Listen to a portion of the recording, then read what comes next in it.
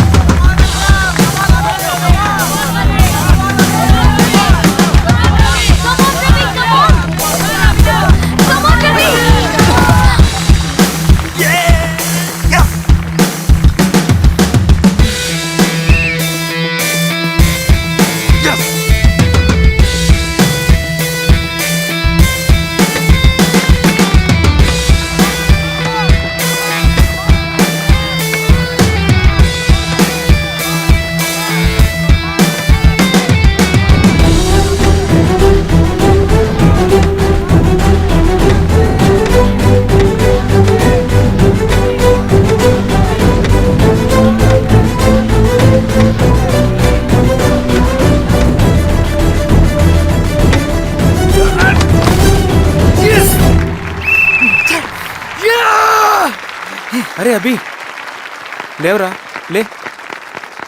Congratulations. Thank you sir. Ravi, congratulations.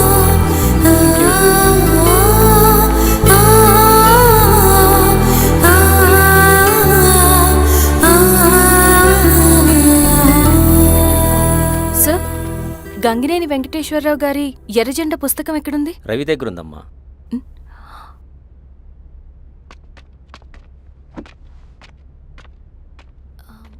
Ravi,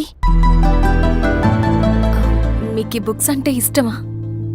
అవును, నీకు కూడానా? నేను ఇప్పుడిప్పుడే చదువుతున్నా. సైలెన్స్. క్యాంటీన్కి వెళ్ళి మాట్లాడుకుందామా? ఓకే. అక్క కాఫీ. థ్యాంక్ యూ రచన. పర్లేదక్క. అయ్యో, కాఫీ అస్సలు బాగాలేదు. 1 minute ఇప్పుడే వస్తా. ఎక్కడికి? ఇక్కడికే వచ్చేస్తా. 1 minute అండి.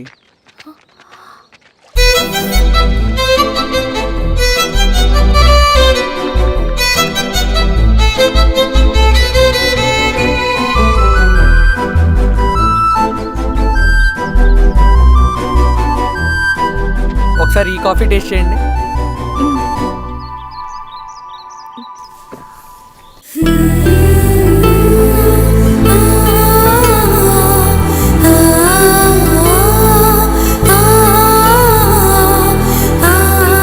చాలా బాగుంది. థ్యాంక్ యూ అండి.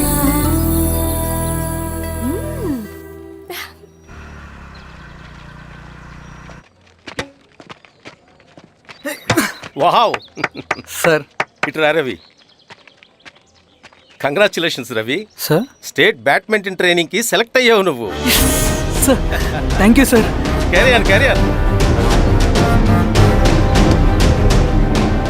నువ్వేమో ఇక్కడ కూర్చొని ఆడుకుంటున్నావు, వాడేమో state level training select అయ్యాడ్రా.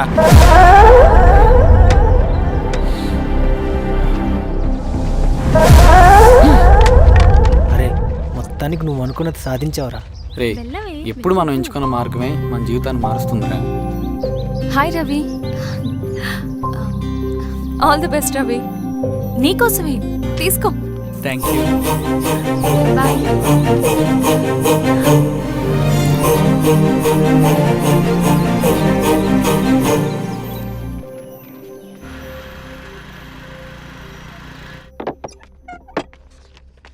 Sir, రమ్మన్నారంట.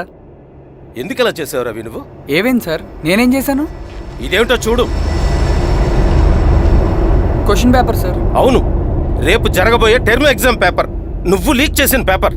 Sir, అసలు నువ్వు ఇలా చేస్తావనుకోలేదు. సార్, నేను క్వశ్చన్ పేపర్ లీక్ చేయట్లేదు సార్. నేనంతా చదువుకుంటూ రూమ్లోనే ఉన్నాను సార్. నన్ను నమ్మండి సార్. ఈ జెర్సీ నీదే కదా? సార్, అది నాదే, కానీ దీనికి నాకేం సంబంధం లేదు సార్. నన్ను నమ్మండి సార్. మల్లయ్య, సార్, నిన్న రాత్రి ఏం జరిగింది? అది ఎవరు మీరు? ఆగండి! ఆగండిరా! సార్ అతను అబద్ధం చెప్తున్నాడు సార్. నాకేం తెలియదు సార్. నేను దొంగతనం చేయలేదు సార్. నన్ను నమ్మండి. ఐఎమ్ వెరీ సారీ రవి, నేనేం చేయలేను. తప్పు నువ్వే చేసావని అన్ని నీ వైపే ఉన్నాయి. నిన్ను రెస్టికేట్ చేయడం తప్ప నాకు వేరే ఆప్షన్ లేదు. సార్ అంత పని చేయమాకండి సార్. నా లైఫ్ పోతుంది సార్. ఇండియా తరపున బ్యాడ్మింటన్ ఆడాలన్నది నా డ్రీమ్ సార్. నన్ను నమ్మండి సార్. సార్ సార్ సార్ నాకేం తెలియదు సార్. నన్ను నమ్మండి సార్. సార్ నాకేం తెలియదు సార్. నిజంగా నాకేం తెలియదు సార్. సార్ నన్ను నమ్మండి సార్. సార్ నేనేం తప్పు ఏదైనా ఉంటే చేయలేదు సార్. స్టేషన్లో చెప్పు. నాకేం సంబంధం లేదు సార్. నన్ను వదిలేయండి సార్. సార్ నన్ను వదిలేయండి సార్. కాలేజ్ తరఫున స్టేట్కి వెళ్ళి ఆడదాం అనుకున్నాను నా కొడుకు. తాళం అక్కడే ఉంది కదా.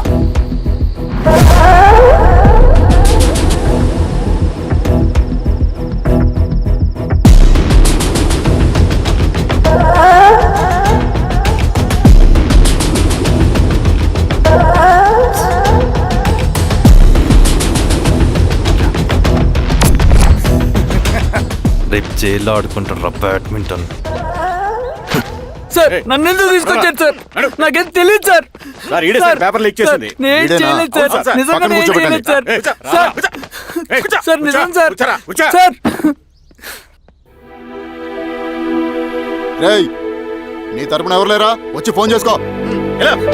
త్వరగా.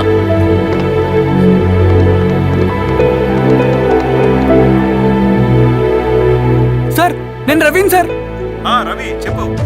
సార్ నేను పోలీస్ స్టేషన్లో ఉన్నాను సార్. మీరు నాన్న అర్జెంట్గా రండి sir. Please sir. Police station ఏమైంది రవి? ముందు మీరు రండి సార్ ప్లీజ్. నేను చెప్తాను సార్. సరే సరే వస్తున్నా. వెళ్ళి కూర్చో. సార్ అయ్యా దండలయ్యా. రే రవి, నాన్న, ఏమైందిరా? నాకేం తెలియదు ఏయ్, నాన్న. నువ్వు ఆగు. నీ కొడుకు క్వశ్చన్ పేపర్స్ దొంగతనం చేసి దొరికిపోయాడు. ఎఫ్ఐఆర్ రాసి కేసు పెడితే జైలు శిక్ష పడుతుంది. అలా కాకుండా కేసు క్లోజ్ చేయాలంటే 2 లక్షలు కావాలి. వెళ్ళి తీసుకొనిరా. అర్థమైందా? ఏయ్, నా సంగతి నీకు తెలుసు కదా. లోపలేస్తే 10 సంవత్సరాలు బయటికి రాడు. వెళ్ళి డబ్బులు కొట్టరా.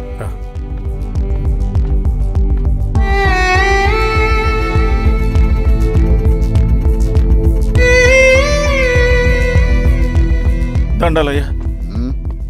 ఇదిగోనయ్యా 2 లక్షలు.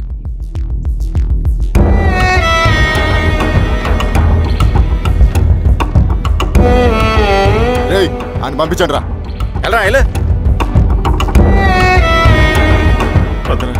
నిజంగా దీనికి నాకేం సంబంధం లేదు నాన్న. త్వరగా ఉండండి రా. బంగారం లాంటి భూమిది. అరే ఏంకన్నా పటేల్ మీ పొలం దున్నేస్తున్నాడు. పట్టేలు మా పొలం దూరం పెట్టరా. రవి పద.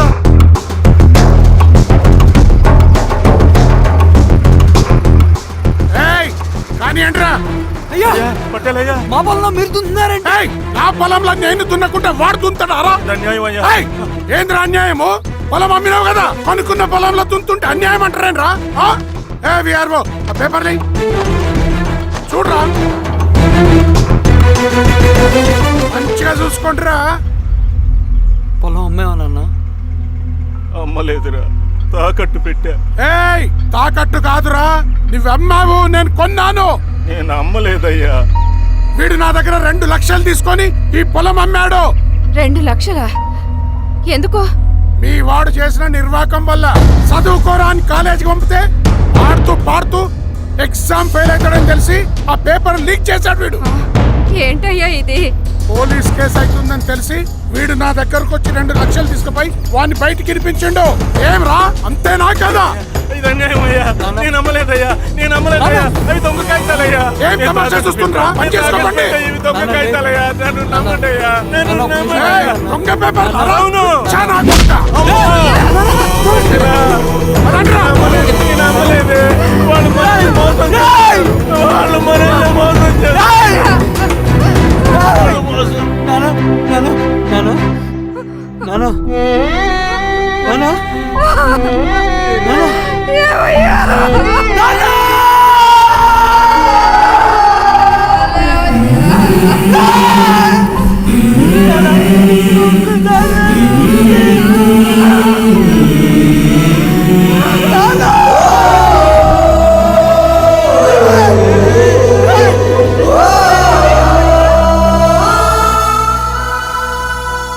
నాన్న చనిపోయిన తర్వాత మా భూమి కోసం వెళ్ళి పై అధికారులను కలిశాను. కానీ వాళ్ళు కూడా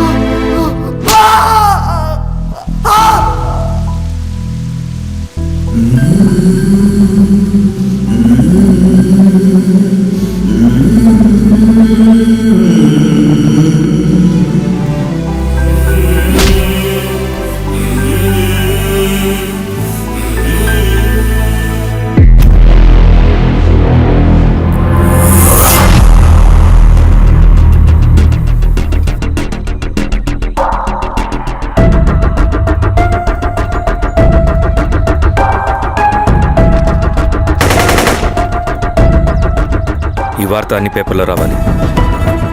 ఈ లెటర్ బాధితుడికి అందించండి. లాల్ సలాం. లాల్ సలాం.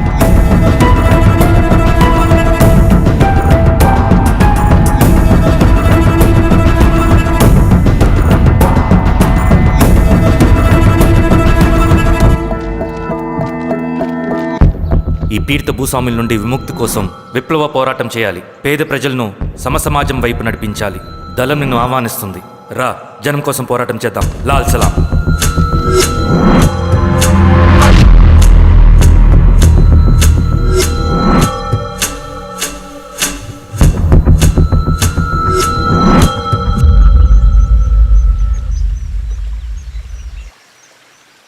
నాకు పట్టిన గతి ఇంకెవ్వరికీ పట్టకూడదని ఉద్యమంలోకి వచ్చాను. ఇన్ఫార్మర్గా చేరాను. దానికోసం ఎంతమందినైనా చంపుతాం, చేస్తాం. కానీ మేమనుకున్న సమాజం తీసుకొస్తాం. కమ్యూనిస్ట్ రాజ్యాన్ని స్థాపిస్తాం. సమాజమా అంటే? రష్యాలో, చైనాలో, వియత్నంలో మా కమ్యూనిస్టులు విప్లవం ద్వారా సాధించిన ఆదర్శ సమాజం.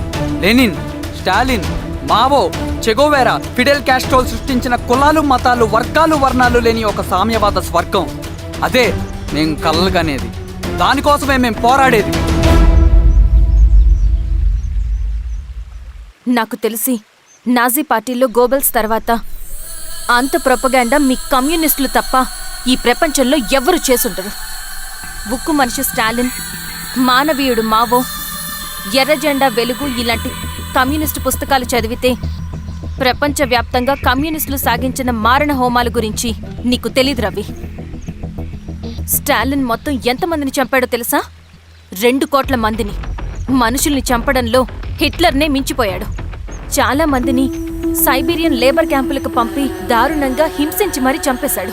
2వ ప్రపంచ యుద్ధంలో బెర్లిన్ని ఆక్రమించిన రష్యన్ సైనికులు 8 ఏళ్ల నుండి 80 ఏళ్ల వయసులో కంటికి కనపడిన ఏ స్త్రీని వదలకుండా సామూహిక మానభంగం చేశారు. అది కూడా మీ కమ్యూనిస్ట్ దేవుడు స్టాలిన్ హయాంలోనే జరిగింది. ఇక మీ మావోయిస్టుల భగవంతుడు China chairman Mao Zedong great leap forwarded cultural రెవల్యూషన్ల పేరుతో 14 నుంచి 20 మిలియన్ల ప్రాణాల్ని పొట్టన పెట్టుకున్న మహానుభావుడు. ఇది మీ కమ్యూనిస్ట్ దేవుళ్ళు రాసిన రక్త చరిత్ర. ఆ దేశాలలో పేపర్లు ఉండవు, టీవీలు ఉండవు, స్వతంత్రమే ఉండదు. 1962లో చైనా మన దేశం మీదకి దాడి చేసి భూభాగాన్ని ఆక్రమించినప్పుడు ఒక్కరు కూడా నోరు మెదపలేదు.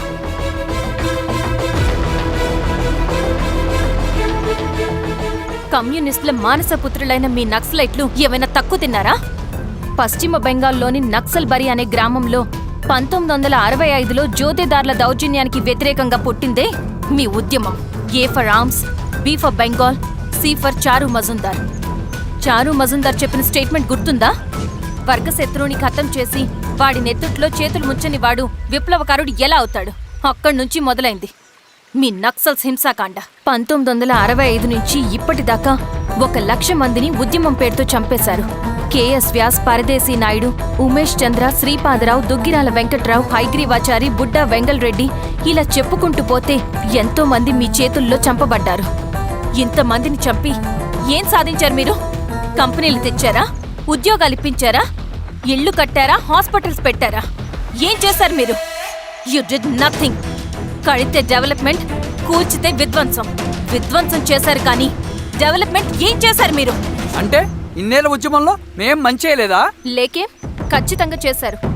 తెలంగాణ సాయుధ పోరాటం, శ్రీకాకుళం సాయుధ పోరాటం వాళ్ళ చలవే. భూస్వాములు తగ్గి కూలీ రేట్లు పెరిగాయి అంటే అది మీ చలవే.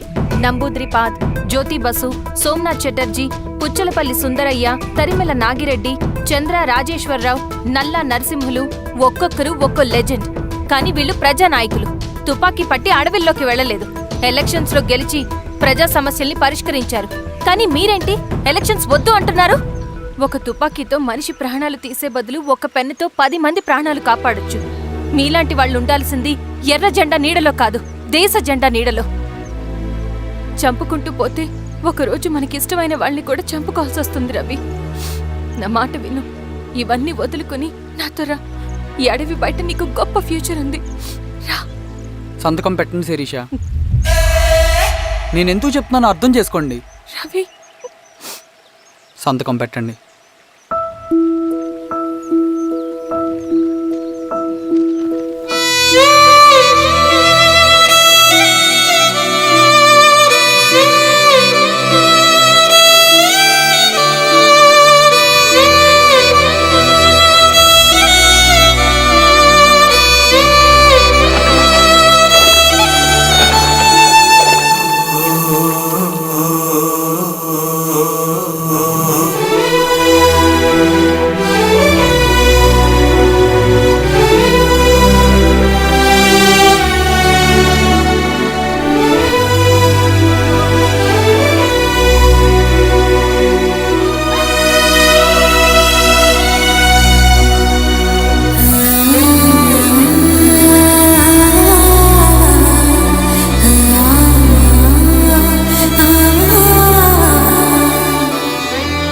శిరీషమ్మ నేను కొన్నాళ్ళు ఒంటరిగా ఉండాలనుకుంటున్నాను. అర్థం చేసుకోండి. అది కాదమ్మా. స్వామి, నేను నీకు కబురు పెడతాను. అమ్మా అమ్మా హ్మ్.